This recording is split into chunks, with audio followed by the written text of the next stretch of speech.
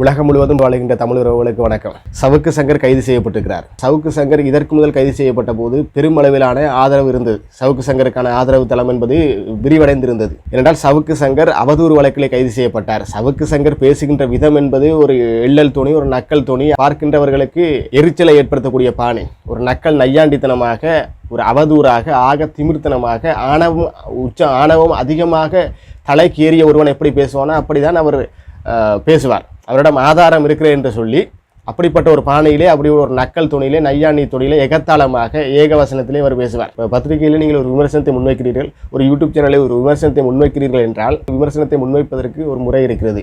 ஒரு நாகரிகமாக எடுத்து சொல்லுகின்ற விதத்தை ஒரு நாகரிகமாக முன்வைக்க வேண்டும். ஆனால் சவுக்கு சங்கர் பேசுகின்ற விதமே எதிரியை வசைபாடுவதாக இருக்கும். விமர்சனம் என்பது எதிரியை தாக்குவதாக இருக்கலாம், எதிரியை தரம் தாழ்த்துவதாக இருக்கக்கூடாது, எதிரியை வீழ்த்துவதாக இருக்க வேண்டும், எதிரியை கேவலப்படுத்துவதாக இருக்கக்கூடாது. அந்த வகையிலே சவுக்கு சங்கர் ஆக அடிமட்டத்திற்கு சென்று தரைக்குறைவாக வார்த்தைகளை பயன்படுத்தியிருந்தார்.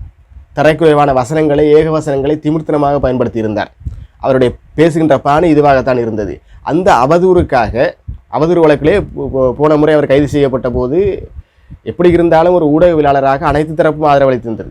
அனைத்து தரப்பும் அவருக்கு ஆதரவாக நின்றிருந்தார்கள். பத்திரிகை துறையாக இருக்கட்டும், ஊடகவியலாளராக இருக்கட்டும், தமிழ் தேசிய தரப்பாக இருக்கட்டும், இணைய எதிர்க்கட்சிகளாக இருக்கட்டும். அண்ணன் சீமானை கூட சவுக்கு சங்கர் கடுமையாக விமர்சித்திருந்தார். தமிழ் தேசியத்தை கூட கடுமையாக சகட்டுமணிக்கு விமர்சித்திருந்தார். எந்த விதமான ஆதரவும் தமிழ் தேசியத்திற்கு கூட இல்லை, அண்ணன் சீமானுக்கும் இல்லை. ஒரு சார்பான நிலைப்பாட்டை எடுத்து சவுக்கு சங்கர் தொடர்ச்சியாக ஊடகங்களிலே பேசிக்கொண்டு வந்தார். குறிப்பாக திராவிட முன்னேற்ற கழகத்தின் அடையாளத்தை ஆட்டங்காண வைக்கக்கூடியதாக அவருடைய பேச்சுக்கள் இருந்தது. அதான் நான் முதலே சொன்னேன், எதிரியை வீழ்த்துவதாக இருக்கலாம். ஒரு பேச்சு என்பது எதிரியை வீழ்த்துவதாக இருக்கலாம். ஒரு விமர்சனம் என்பது நியாயமானதாக இருக்க வேண்டும், எதிரியை வீழ்த்துவதாக இருக்க வேண்டும், எதிரியை தாக்குவதாக இருக்க வேண்டுமே தவிர தரம் தாழ்த்துவதாக இருக்கக்கூடாது, எதிரியை வீழ்த்துவதாக இருக்க வேண்டுமே தவிர கேவலப்படுத்துவதாக இருக்கக்கூடாது. அது ஒரு காத்திரமான ஒரு விமர்சனம், ஒரு பத்திரிகையாளருக்கு இருக்க வேண்டிய ஒரு காத்திரமான விமர்சனம். அதை விட்டுட்டு இவனை போடா, உன்னை பற்றி எனக்கு தெரியாதா, நான் நினைச்சா அவனை பதவியிலிருந்து தூக்கிடுவேன், அவர் பதவியிலிருந்து தூக்கப்பட்டதுக்கு காரணமே நான் தான், இப்படியெல்லாம் தன்னை முன்னிலைப்படுத்திக் கொள்கிறார் சவுக்கு சங்கர்.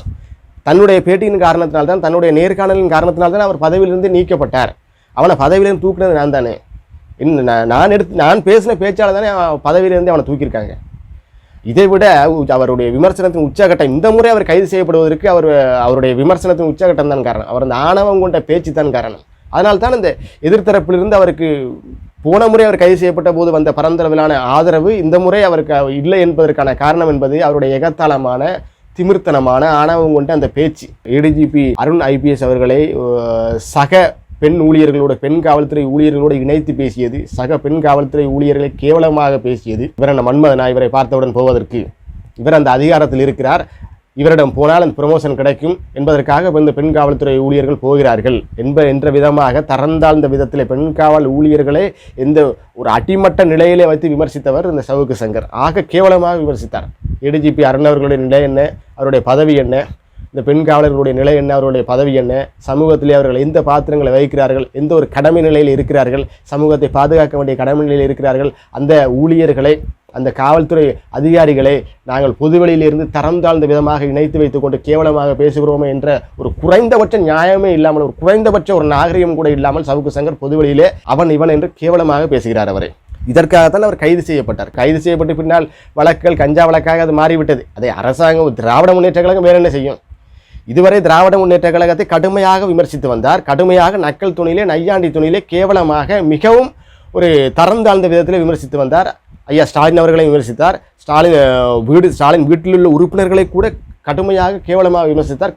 இவருக்கு சோர்ஸ் சொல்வதாக சொல்லி ஸ்டாலின் அவர்களுடைய வீட்டுக்குள்ள என்ன நடக்குது என்று கூட பொதுவெளியிலே ஒரு கேவலமாக விமர்சித்தவர் தான் இந்த சவுக்கு சங்கர் அவர்கள். அது வீட்டுக்குள்ளே அவர்கள் சோர்ஸ் இருப்பதை போன்று, வளம் இருப்பதை போன்று உள்ளுக்குள்ளிருந்து அவர்களுக்கு உளவு பார்த்து தகவல் சொல்வதாக அவர் சொல்லுகிறார். எல்லா இடத்திலும் அவருக்கு வளங்கள் இருப்பதாக, ஆட்கள் இருப்பதாக அவர் காட்டிக்கொள்வார். அதனால் தான் இந்த தகவல் வருவதை போன்று காட்டிக்கொள்வார். அதை வைத்துக்கொண்டு தரம் தாழ்ந்த விதத்திலே பெண்களை பற்றியும், ஒரு காவல்துறை அதிகாரியை பற்றியும், ஒரு பெண் காவல் அதிகாரியை பற்றியும் பேச வேண்டிய உங்கள் தேவை என்ன இருக்கிறது? ஏதோ ஒரு கட்சியின் சார்பு நிலை எடுத்துக்கொண்டு அந்த கட்சிக்காக மறைமுகமாக வேலை செய்து கொண்டு அந்த கட்சியின் எதிர்ப்பாளர்களை எல்லாம் சகட்டு மேனிக்கு எதிர்ப்பதை விட எகத்தாளமாக பேசி அவர்களை கேவலமாக தரைக்குறைவாக பொதுவெளியிலே பேசுவது, அவர்களை ஆக அடிநிலையில் மட்டம் தட்டுவது, ஆணவம் கொண்டு அந்த திமிர்த்தனமாக பேசுவது என்பது மூளைக்குள்ளே இந்த திமிர்த்தனம் என்பது ஆணவம் என்பது அதிகமாக ஏறிவிட்டால் இந்த சவுக்கு சங்கரை போன்றுதான் இந்த எகத்தாளமாக பேசுவார்கள். இந்த எள்ளல் நகையில சிரிப்பார்கள். அவர் சிரிப்பதற்கு ஒரு நிமிடம் எடுத்துக்கொள்வார். மற்றவரை கேலி செய்து கிண்டல் செய்து சிரிப்பதற்கென்றே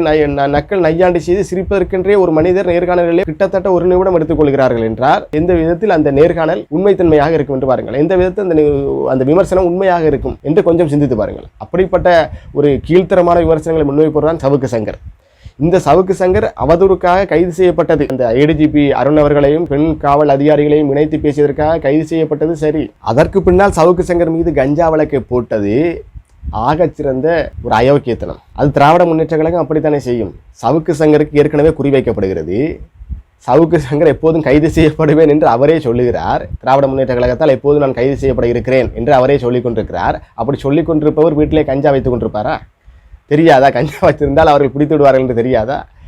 முதலாவது அவதூறு வழக்கிலே கைது செய்கிறீர்கள். இரண்டாவது அவரிடம் கஞ்சா இருந்த இடத்துக்காக கஞ்சா வழக்கிலே அவர்கள் கைது செய்கிறீர்கள். சவுக்கு சங்கரை கஞ்சா சங்கராக அவர்கள் மாற்றிவிட்டார்கள்.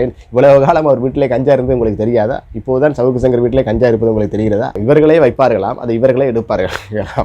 அது இந்த விதத்திலே இப்போது பரந்துபட்ட ஆதரவு சவுக்கு சங்கருக்கு இல்லாமல் இருக்கலாம். ஆனால் இந்த கஞ்சா வழக்கிலே அவரிடம் கஞ்சா இருந்தது என்று சொல்லி அவர் வழக்கு போட்டதற்கு பிற்பாடு இல்லையா, இதெல்லாம் நம்பக்கூடிய மாதிரியா இருக்கு. ஒரு ஊடகவியலாளர் கேவலமாக அவர் பேசுகிறார், அவதூறாக அவர் பேசுகிறார், மண்டக்கணம் ஏறி போய் பேசுகிறார் என்பதற்காக அனைவரையுமே முகம் சுளிப்பதாக அந்த அவருடைய பேச்சு இருந்தது. அதற்காக அவர் அவதூறு வழக்கிலே கைது செய்யப்பட்டிருக்கிறார் என்பது அனைவரும் அதை ஏற்றுக்கொண்டார்கள். அவருக்கு சவுக்கு சங்கர் கூட ஆதரவாக பல பேர் பேசவில்லை. ஆனால் இந்த கஞ்சா வழக்கு இரண்டாவது அவரிடம் கஞ்சா இருந்து என்று சொல்லி அவரை இரண்டாவது வழக்கு போட்டாங்க தானே. அனைவருமே அவருக்கு ஆதரவளிக்காமல் இருந்த அனைவருமே சொல்லுகிறார்கள். இதெல்லாம் நம்பக்கூடிய மாதிரியா இருக்கு. போடலாம், வழக்கு போடலாம், அவதூறு வழக்கு போடலாம். அவர் அவதூறாக பேசினார், அவதூறு வழக்கு போடலாம். பெண் காவலர்களை இழிவாக பேசினார், ஏடிஜிபி அருண் அவர்களை இழிவாக பேசியிருக்கிறார். அவர் பேசுகின்ற தோரணை மிகவும் கொச்சையாக இருக்கிறது என்பதற்காக நீங்கள் கைது செய்திருக்கிறீர்கள், அது சரி. ஆனால் அதற்கு பிற்பாடு தொடர்ச்சியாக கஞ்சா வழக்கு, அந்த வழக்கு, இந்த வழக்கு, அவின் வழக்கு, போதைப்பொருள் வழக்கெல்லாம் போடுகின்ற அளவுக்கு சவுக்கு சங்கர் அவர்கள் கஞ்சா வியாபாரம் செஞ்சு கொண்டிருக்கிறார் என்ற விதமான கேள்விகள் எல்லாம் பொதுவெளியில் வந்து கொண்டிருக்கிறது. அது திமுகவினுடைய திட்டமிட்ட நிகழ்ச்சி நிரல். சவுக்கு சங்கரை ஊத்தி மூடிவிட வேண்டும். இதற்கு பிறகு சவுக்கு சங்கர் என்ற ஒரு நபர் வெளியே வந்துவிடக்கூடாது என்று திராவிட முன்னேற்ற கழகம் திட்டம் தீட்டிய இந்த காய் நகரத்தில் செய்து கொண்டிருக்கிறது. சவுக்கு சங்கர் வெளியே வந்துவிடக்கூடாது என்பதிலே திராவிட முன்னேற்ற கழகத்துடைய அத்திவாரம் மிக சரியாக காய் நகர்த்துகிறது. இனிமேல் சவுக்கு சங்கர் வெளியே வந்து தன்னை விமர்சித்து விடக்கூடாது என்பதற்காக இந்த திமுக திட்டம் போட்டு தான் இதை செய்து கொண்டிருக்கிறது. அது தெள்ள தெளிவாக தெரிகிறது. இந்த காணொலியினூடாக நான் சொல்ல வருவது என்னவென்றால், சவுக்கு சங்கர் ஏடிஜிபி அருண் அவர்களையும் பெண் காவலர் ஊழியர்களையும் இணைத்து பேசியது, கேவலமாக பேசியது, பொதுவெளியிலே அவருடைய தரம் என்ன, தகுதி என்ன, தராதரம் என்ன என்று தெரிந்து கொண்டே மக்கள் மத்தியிலே இப்படி ஒரு அவதூறான கருத்தை பரப்பியது தவறு. அதற்கு அவதூறு வழக்கிலே அவர் கைது செய்யப்பட வேண்டியவர் தான். ஆனால் சிறையில் வைத்து அவரை தாக்கியிருக்கிறார்கள் என்று சொல்லுகிறார்கள். அது எந்தளவு தூரம் உண்மைத்தன்மை என்று தெரியவில்லை. அப்படி தாக்கியிருந்தால் அதுவும் தவறானது. சிறை வழக்கு நடந்து கொண்டிருக்கின்ற போது சிறையில் வைத்து நீங்கள் தாக்க வேண்டிய அவசியம் இல்லை. நீதிமன்றம் இருக்கிறது, சட்டம் இருக்கிறது, அங்கே பார்த்துக் கொள்ளலாம். உங்களுக்கு உண்மையிலே அவர் குற்றவாளி என்று தெரிந்திருந்தால் நீதிமன்றத்தில் விசாரணை நடக்கப் போகிறது. அவர் குற்றவாளி என்று தெரிந்திருந்தால் அவருடைய குற்றத்துக்கான தண்டனை கொடுக்கப் போகிறார்கள். அதற்குள் இவர் உங்களுடைய பழிவாங்கலை வைத்துக்கொண்டு சிறைக்குள் வைத்து அவரை தாக்குவது என்பது திராவிட முன்னேற்ற கழகத்துடைய கயமைத்தனத்தின் ஒட்டுமொத்த உருவம் தான் இது. அவர்கள் சொல்லுகிறார்கள், ஊடகத்திலே ஊடக சுதந்திரம் இருக்கிறது, எழுத்துரிமை இருக்கிறது, கருத்துரிமை இருக்கிறது, பகுத்தறிவு இருக்கிறது, அனைவரும் பேசலாம், அனைவரும் எழுதலாம், அனைவரும் தங்களுடைய கருத்தை சொல்லலாம் என்று அவர்களே சொல்லிக் கொள்கிறார்கள். அப்படி பொதுவெளியிலே பேசுபவர்களை அவர் அவதூறாக பேசுகிறார், அவர் கேவலமாக பேசுகிறார் சவுக்கு சங்கர், அது ஒரு புறம் இருக்கட்டும். ஆனால் அவர் அவதூறாக பேசிவிட்டார் என்று சொல்லி கைது செய்து பிறகு கஞ்சா வழக்கெல்லாம் போட்டு உள்ளுக்குள்ளே வைத்து பழைய கோபங்களை ஏற்கனவே அவர் விமர்சித்ததற்காக எல்லாம் உள்ளுக்குள்ளே வச்சு அவரை வெளிவென்று வெளுப்பது ஒரு ஜனநாயகவாதிகள் செய்கின்ற வேலை இல்லை, ஆளுகின்ற அரசாங்கம் செய்கின்ற வேலை இல்லை. ஒரு முதலமைச்சர் அப்படிப்பட்ட உத்தரவுகளை பிறப்பிக்கின்ற விதத்தில் இருந்தாரானால் நாட்டுக்கும் கேடு, வீட்டுக்கும் கேடாகத்தான் இருக்கும். ஒரு முதலமைச்சர் சாராயம் விற்கின்ற அளவிலேயே இருக்கிறாரே. சவுக்கு சங்கர் தரம் தாழ்ந்த விதத்தில் நடந்து கொள்கிறார்கள் என்றால், சிறைக்குள் வைத்து தாக்கப்பட்டது உண்மையாக இருந்தால் ஆளுகின்ற திராவிட முன்னேற்ற கழக அரசாங்கம் தரம் தாழ்ந்த விதத்தில் அல்லவா நடந்து கொண்டிருக்கிறது. சிறைக்குள் வைத்து தாக்குவது என்பது ஏற்றுக்கொள்ள முடியாது தானே. அது உண்மையா இல்லையா என்பது சவுக்கு சங்கர் வெளியே வந்து சொல்கின்ற போதுதான் அது தெரியும், அவர் தாக்கப்பட்டிருக்கிறாரா இல்லையா என்பது. அடுத்தது, சவுக்கு சங்கர் பெரும்பாலும் தமிழ் தேசியத்திற்கு ஆதரவாக நிற்கவே இல்லை. எந்த இடத்திலும் சவுக்கு சங்கர் தமிழ் தேசியத்திற்கு ஆதரவாக இல்லை, நாம் தமிழர் கட்சிக்கும் ஆதரவாக இல்லை, அண்ணன் சீமானுக்கும் ஆதரவாக இல்லை. அவர் ஆதரவாக நேர்காணல் கொடுத்ததும் இல்லை, பேசியதும் இல்லை. ஆனால் கடுமையாக அண்ணன் சீமானையும் நாம் தமிழர் கட்சியையும் தமிழ் தேசியவாதிகளையும் தமிழ் தேசியத்தையும் விமர்சித்தே பேசியிருந்தார். கடுமையாக அவருடைய பேச்சு எப்படி இருக்கும்ன்றது தெரிந்தால் மண்டக்கணமான பேச்சாக இருக்கும். விமர்சனத்தை கூட மற்றவர் காயம்படாத விதத்திலே முன்வைக்க வேண்டும்.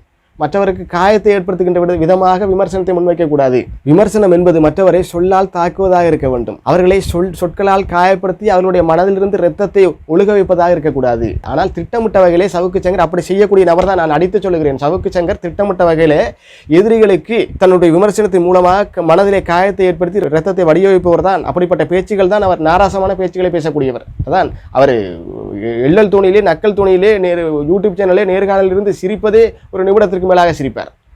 அப்படிப்பட்ட ஒரு நையல் எகத்தால எகனமகனை பேசக்கூடியவர். எந்த கட்டத்திலுமே தமிழ் தேசியத்திற்கு ஆதரவாக அவர் நின்றதே இல்லை. அண்ணன் சீமானுக்கு ஆதரவாக நின்றதில்லை. தமிழ் தேசிய கருத்துக்களை அவர் பேசியதில்லை. கடுமையாக விமர்சனத்தை முன்வைத்திருந்தார். இருந்த போதிலும் போன முறை அவர் கைது செய்யப்பட்ட போது இல்லை, அது தவறு, ஒரு ஊடகவியலாளருக்கு இந்த வகையிலே பேசியதற்காக கைது செய்வது என்பது அது தவறு என்று அண்ணன் சீமான் இவருக்கு ஆதரவாக பேசியிருந்தார். அண்ணன் சீமானுடைய பெரும் ஆதரவினால்தான் அவர் வெளியே வந்தார். வந்தபோதும் கூட அவரை ஒவ்வொரு மாவட்டத்திலும் வழக்கு போட்டு அவரை இதை இனி சவுக்கு சங்கரை எழும்ப விடாமல் செய்துவிட வேண்டும், இனி சவுக்கு சங்கரை சிதைத்து விட வேண்டும் என்று அனைத்து மாவட்டங்களிலும் வழக்கு போட்ட போதும் தம்பிக்கு நான் இருக்கிறேன் என்று சொல்லி அண்ணன் சீமான் இவரோடு சவுக்கு சங்கரோடு சேர்ந்து பேட்டியெல்லாம் கொடுத்தார்.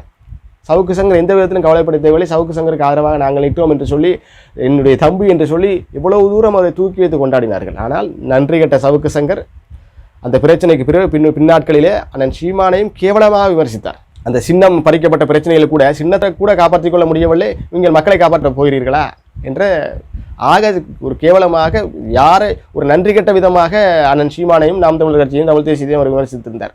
தன்னை போன முறை சிறைக்கு சென்றவரே ஆக ஆரத்தளவி காப்பாற்றியவர் என்ற ஒரு குறைந்தபட்ச நன்றி கூட அவரிடம் இல்லை. அண்ணன் சீமானுக்கு எதிராகவும் தமிழ் தேசிய நாம் தமிழர் கட்சிக்கு எதிராகவும் திரும்பி அவர் தாக்கத் தொடங்கினார். இப்படி தன்னை ஆதரிப்பவர்களை கூட தாக்குகின்ற ஒரு கேவலமான தரந்தாழ்ந்த வேலையை தான் சவுக்கு சங்கர் செய்வார். அது ஒரு பக்கத்திலே எடப்பாடி பழனிசாமி அவர்களுக்கு ஆதரவாக நின்று கொண்டு ஏனைய கட்சியினரை எல்லாம் அனைவரையும் ஒரே தட்டில் வைத்து நிறுத்தி ஒன்றாக பார்ப்பது, திராவிட முன்னேற்ற கழகத்தை போன்று அனைத்து கட்சியினரையும் ஒன்றாக வைத்து பார்ப்பது தான் சவுக்கு சங்கருடைய பிரதான தொழிலாகவே இருந்தது. அப்படி அதே தட்டில் வைத்து பார்த்து கொண்டு நிறுத்து கொண்டுதான் அனைவரையுமே இந்த எகனமுகனையாக எகத்தாளமாக தான் தோன்றித்தனமாக விமர்சித்து வந்தார். ஆனால் இந்த முறை சீமான் கூட சவுக்கு சங்கருக்கு முற்றுமுழுதாக எதிரான நிலைப்பாடில் கூட அவர் பேசவில்லை. ஆனால் ஆதரவு என்பது குறைந்திருக்கிறது என்பது தெரியும். முதல் இருந்த ஆதரவு என்பது இப்போது இல்லை, ஆதரவு குறைந்திருக்கிறது. என்றால் சவுக்கு சங்கருடைய நிலைப்பாடு அப்படி இருந்தது, அவர் பேசிய விதங்கள் அப்படி இருந்தது.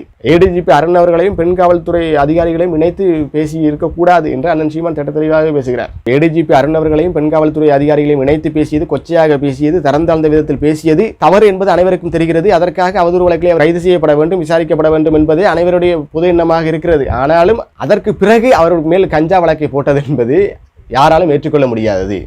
அதற்கு பிறகு அடுத்தடுத்த வழக்குகளை இவர்கள் போடுவார்கள். அது திராவிட முன்னேற்ற கழகத்தினுடைய கயமைத்தனம். அடிப்படையாக திராவிட முன்னேற்ற கழகம் என்பது இப்படிப்பட்ட கயமைத்தனமான வேலையை செய்யும். அது அவருடைய குணம். அதை அவர்கள் என்றுமே அவர்கள் மாற்றிக்கொள்ள மாட்டார்கள். அவர்கள் பழிவாங்குவார்கள். கேவலமான அரசாங்கம் என்பது இப்படித்தான் இருக்க வேண்டும் என்பதற்கான எடுத்துக்காட்டு இந்த திமுக அரசு. ஒரு முதலமைச்சர் எப்படி இருக்கக்கூடாது என்பதற்கான எடுத்துக்காட்டு ஸ்டாலின் அவர்கள். அதை தெள்ள தெளிவாக இந்த நிகழ்வில் எடுத்து காட்டுகிறார். சவுக்கு சங்கர் அவர்கள் கேவலமாக விமர்சித்ததை நாங்கள் ஆதரிக்கவே இல்லை. ஆனால் யாருமே ஊடகவியலாளர்கள் பொதுவெளியிலே பேசிவிடக் கூடாது என்ற திராவிட முன்னேற்ற கழகத்தினுடைய இந்த அடிப்படை கொள்கை தான் எங்களுக்கு மிகவும் எதிராக இருக்கிறது. அரசியலமைப்பு சட்டத்திற்கு விரோதமாக இருக்கிறது.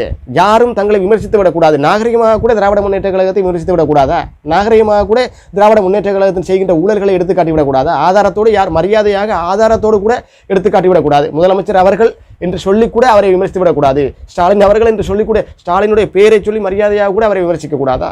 திராவிட முன்னேற்ற கழகத்தில் உள்ளவர்கள், பதவியில் உள்ளவர்கள், அமைச்சர்கள், மாவட்ட செயலாளர்கள் செய்கின்ற ஊழலை கூட ஆதாரத்துடன் நாகரிகமான முறையிலே பொது வழியில் எடுத்து வைப்பதற்கு ஒரு யூடியூபர்ஸுக்கோ, ஒரு சமூக ஊடகவியலாளனுக்கோ, ஒரு பேச்சாளருக்கோ, ஒரு எழுத்தாளருக்கோ உரிமை இல்லை என்று இவர்கள் கட்டியங்கூறி நிற்பதுதான் எங்களுக்கு மிக கேவலமாக தெரிகிறது. மிகவும் சர்வாதிகார போக்காக தெரிகிறது. ஜனநாயகமற்ற முறையாக தெரிகிறது. அது இந்த திராவிட கூட்டம் தொடர்ச்சியாக அதை செய்து கொண்டு வருகிறது. சவுக்கு சங்கரை கைது செய்வதன் மூலமாக இவர்கள் ஊடகவியலாளர்களுக்கு சொல்ல வருவது என்ன? இப்படிப்பட்ட நீங்கள் பொதுவெளியிலே நீங்கள் எங்களை விமர்சித்தால் நாங்கள் உங்களை கைது செய்து உள்ளே வைத்து நொங்கென்று நொங்குவோம், இயங்க விடாமல் செய்வோம், உங்களை நெருக்குதலுக்கு உள்ளாக்குவோம், உங்களுடைய அடிமட்டத்தை ஆட்டங்காண வைப்போம். இதைத்தான் அவர்கள் சொல்ல வருகிறார்கள். இதற்கு ஒருபோதும் இடம் கொடுக்க முடியாது. அப்படி இவர்கள் நினைத்து கொண்டு சவுக்கு சங்கரை கைது செய்து அவர்கள் சவுக்கு சங்கரை இல்லாமல் செய்து விடுவோம் என்று நினைப்பார்களானால் அதற்கு இடம் கொடுக்க முடியாது. சவுக்கு சங்கர் பேசுவது என்பது ஒரு ஆணவம் கொண்ட போக்கு, அது வேறு விதம். அதை கண்டித்து அவரை திருத்த வேண்டுமே தவிர, அது அவர் பேச்சின் தோரணையை மாற்ற வேண்டுமே தவிர விமர்சனத்தை முன்வைக்கக்கூடாது என்று சொல்லுவது எந்த விதத்தில் நியாயமாக இருக்கும்? ஏதாவது ஒரு குறைந்தபட்ச நியாயம் இருக்கிறதா? அதிகபட்ச திமிர்த்தனம் தான் இதில் தெரிகிறது. இந்த திமுக அரசினுடைய அதிகபட்ச ஆணவம் தான் இதில் தெரிகிறது. நன்றி, வணக்கம். இன்னொரு காலையில் சந்திப்போம்.